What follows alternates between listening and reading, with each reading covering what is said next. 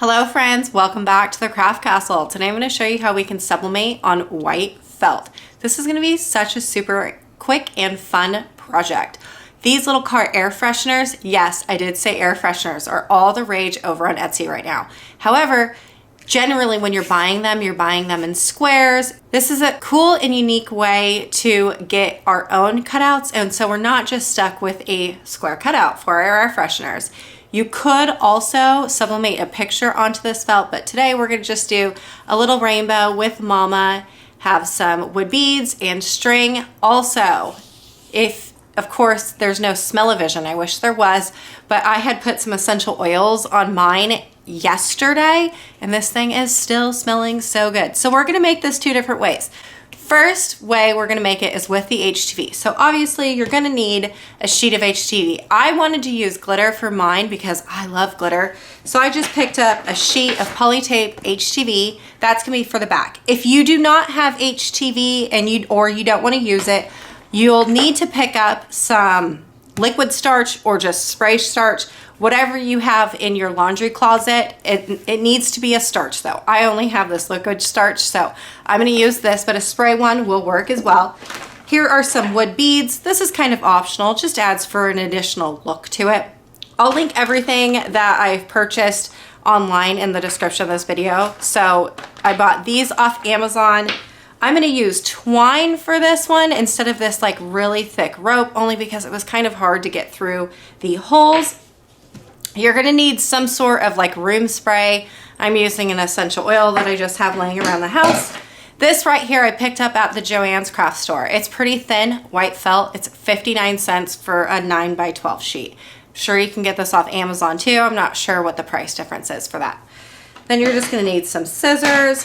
I'm going to be using Hippo sublimation ink and paper. So you're obviously going to need a sublimation printer for this, and then you're going to need a heat press. Whenever I sublimate, I always use my big heat press. I don't like to use a small, like one of those handheld ones. The only reason why is when you're pressing with a heat press using sublimation, you need to have firm and even pressure when you're sublimating, and it is hard to do that when you have one of those portable ones. So I brought over my big, huge heat press, and so when you clamp it down, now this entire thing has firm and even pressure, so you're not going to have weird marks on your sublimation.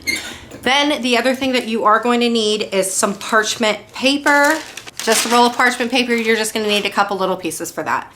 And you technically don't need a Cricut for this project. So let's go to the computer, first design this, and I'll show you how to prep everything. Before we start though, because this is going to be a really quick project, make sure and turn on your heat press. And I'm going to do it at 360 degrees. Now that we're at the computer, you're going to want to open a blank window in Design Space. This is going to be our finished file right here. This is not a file that I have created my own. I actually just went over into Images, and then I had searched up mama, and I went scrolling through. I mean, endless possibilities here. You could choose any design that you would want for this project. There is so many options available for us, but instead what I'm going to do is, because I have the rainbow already put up there, all I'm going to do is I'm going to click this rainbow, and I'm going to right click, and I'm going to go down to image info, and I am going to click on this mama number right here. Then this is going to pop up. So I've said this before in previous videos, but since we're going to be using the same little cutout, all you have to do is this hashtag number with this letter digit sequence. All you have to do is copy this in the description of this video and then paste it into your own Design Space and just press search. So instead of going into mama like I had done previously, we can just copy and paste that, and then this will pop up. It is like the coolest little feature. So just click on the mama image, and then we're going to press this add to canvas. It's right there. Okay, it's going to get added into the canvas. Now, the only thing that I wasn't really a fan of with this design, which you can tell in my finished design right here, is that the black is very black.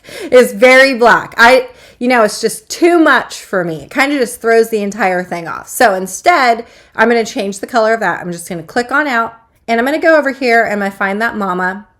And up here at the very top what the color is, I am just going to change the color. So I think I initially went to like a pink color, and then I went into advanced, and I just kind of like moved this little circle around until I kind of found the color that I wanted to. So the cool thing about this is that since we already have one finished design right here, I'm just going to click on this right here because it's actually the same color as what my original design is. So like the hard part is essentially over. We now have a finished little image that we're going to use for sublimation. So I'm just going to select all of these and I'm going to create that offset. Do you see how there is like an outline for here?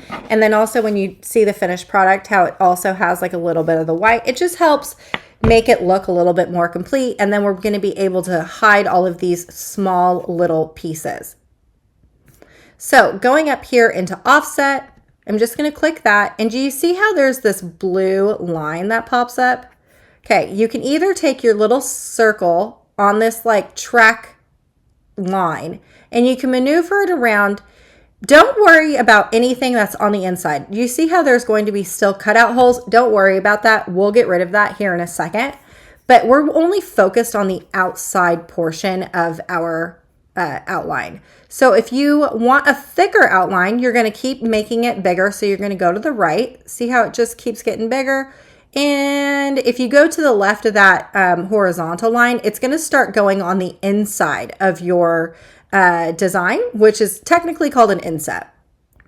So just create any type of shadow width that you want. I think that's what I like. Mine's 0.125. I'm going to keep my corners rounded and I'm going to weld the offset and then I'm going to press apply. See how when we clicked out of it, now we have like weird spots here. So going down over into here, see how that's still clicked? Let me slide myself over. We're going to just make sure that's clicked and then we're going to hit that contour button and this is going to pop up. Because we don't want any contours, like we don't want anything cut out on the inside of this, all we need to do is I'm in the way, is select this button that says hide all contours. And now everything that is supposed to be cut out of the inside of that rainbow is now gone. And then once you're done, you can click out of that. Okay, we're going to change this to white because I am going to be using white felt. Okay, so generally I say get the entire design process done and then we'll go to resizing. The only problem is that today I want that little circle for the air freshener to be cut out in my Cricut. So I always want to resize that because I actually have like a little hole size that I really love. I love the hole size. If you do it now and then resize this to smaller or bigger, it's going to change that hole size. We're going to resize this right now. So I'm just going to select all of these and I'm going to do 4 inches wide and then just press enter. Okay, finding my offset again, I'm going to arrange this to the front. And then I want that circle. So we're going into shapes and we're going to put that circle in here. Okay, my circle size that I use for just about everything. You're talking ornaments for acrylics or for my banners. I always use 0.2. I love the size of that. So now that you have it at 0.2, I'm just going to drag this over into the air freshener. I'm going to select both. So clicking the circle, shift on your keypad and selecting that white. We're going to do a line and then center horizontally. That just makes sure that it's right in the center of your page. You definitely don't want a lopsided rainbow at this point. Okay, then what you want to do is come over here to the left and I'm going to press slice. Now what you want to do is just delete that white circle because we don't need it and then that gray circle because we don't need it. Now you're left with a circle in your white and then you can see the pink. So I'm going to take this right here, this white outline, and I'm going to now arrange it to the back. So now it's behind everything. Okay, so I'm going to delete this real quick. So selecting our rainbow, I'm going to go over here into operation and print and cut.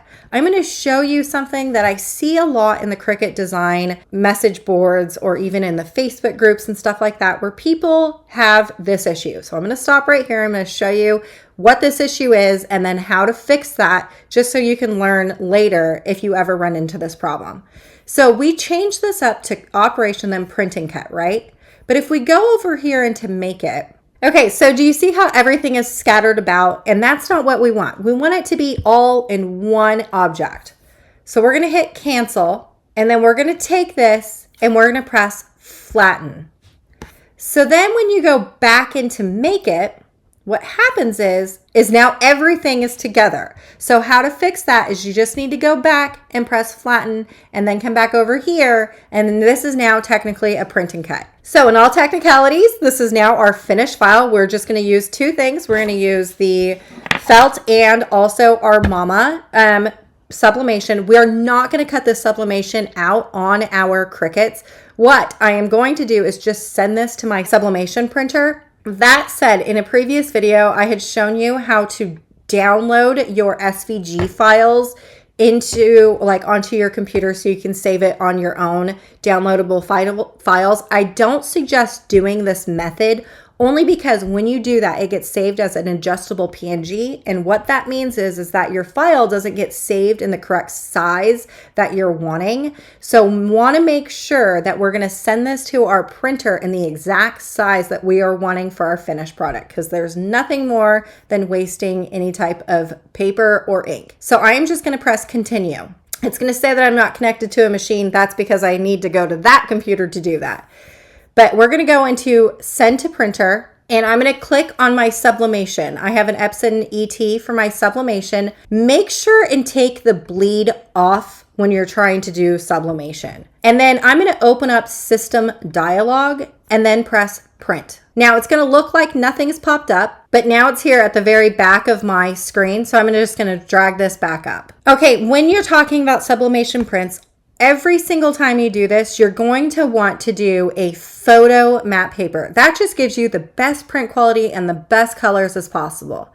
The other thing with sublimation is you want to go into media and then you want to go into layout and then you're going to want to flip horizontally. So if you have ever worked with HTV, this should not be a new concept for you, but if you can read it and it is legible to you when you print, you're doing it wrong. Don't continue. Always remember to flip. You never, ever, ever want to be able to read it before you print it. So now that I have everything set up, that is it. That's pretty much all you need for that. Just press print. That's going to send it over into my sublimation printer. Okay, now we are essentially done with this portion. I printed out 2 sublimation prints because I'm going to do one that's backed with heat transfer vinyl or HTV, and then the other one is just going to be with the starch. Okay, first what you want to do is cut out, just with your scissors, your transfer. Okay, in order to not waste a whole bunch of felt or HTV, I am just going to take my blank, I'm going to take my HTV and my felt with my sublimation, and I'm going to cut a nice little box.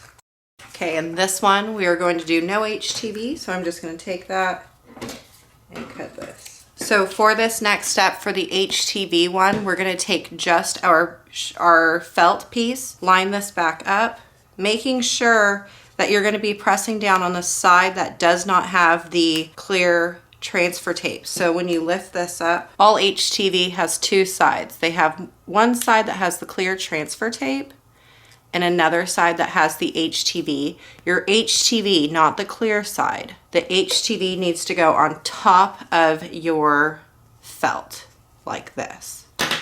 Then when you have that done, getting your piece of parchment paper, and you want to just press your HTV on top of your felt, making sure that it is completely straight and aligned on there. And we're just going to give this a good press. This HTV only takes about 5 seconds to press and then you're good to go. Then when it's done, you can just take the clear plastic piece. You can just take that clear plastic piece and take it right off. So this is going to go into your Cricut machine. Okay, for the next step, I'm just going to take an additional piece of parchment paper only because I am using the liquid starch and that kind of gets messy. If you have that spray starch, you won't need to do the parchment paper. You can just spray it, give it a good spray. I'm just going to wet this pretty good and then use my fingers to go around. I want to make sure that it's nice and sturdy. Okay, now that we have that all done, it's pretty soaked in that starch. I'm just going to put this underneath in my parchment paper sandwich. Okay, close this up, and we're going to press this until it's nice and sealed on there. Okay, let's give it a check. Probably a little still tacky, so we're going to heat it up just a little bit more.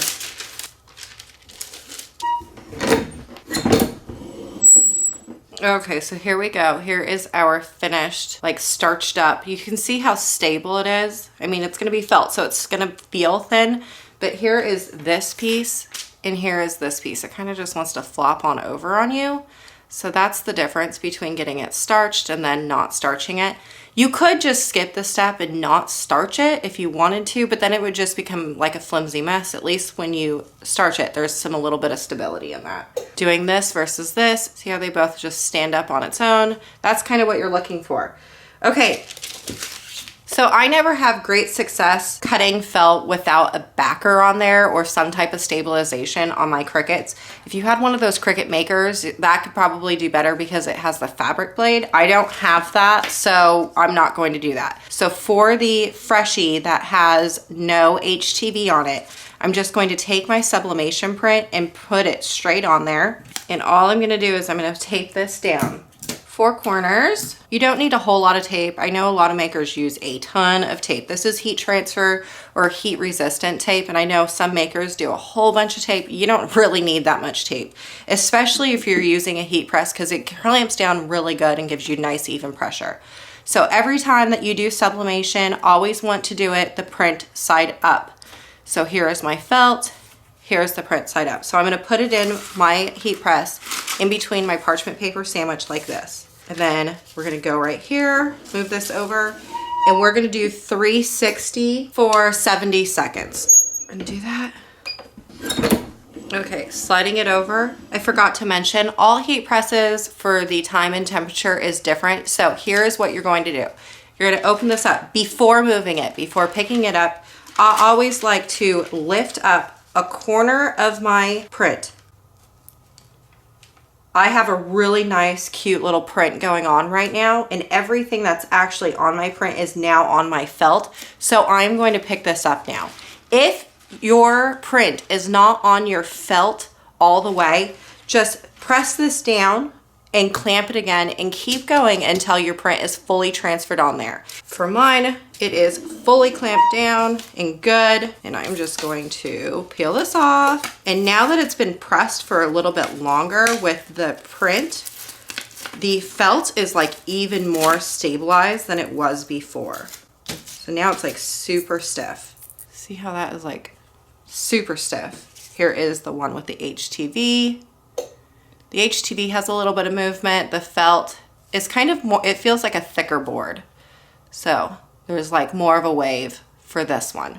Okay, and for this one, because I am not going to use the Cricut for this, all I'm going to do is I'm just gonna take a really nice pair of fabric scissors that are brand new, and I am just going to cut around, creating like a cute little border. Again, if you had a Cricut maker that had a fabric blade, I would suggest doing that, but I don't have a Cricut maker, so we're not gonna be able to do that here, okay? There is the finished Freshie. Well, almost finished. We gotta put the hole and then the string, but there it is, cut out. I mean, that didn't take any time. I've decided that if you did not have a Cricut that had the fabric blade on it, that you should probably just follow the steps that we did for this one and sublimate and then just hand cut it out, because it's that simple and easy. I don't like the way that the lines are starting to shred a little bit as we cut this. So I went ahead and prepped another little square. I'm gonna do the same process as I did before with the non-backed. I'm just going to add this onto here. There we go, just like that. And you're always gonna wanna do sublimation side up. So I'm gonna put this in here. Same thing as what we did before. We're gonna do 360 for 70 seconds. Okay, opening this back up.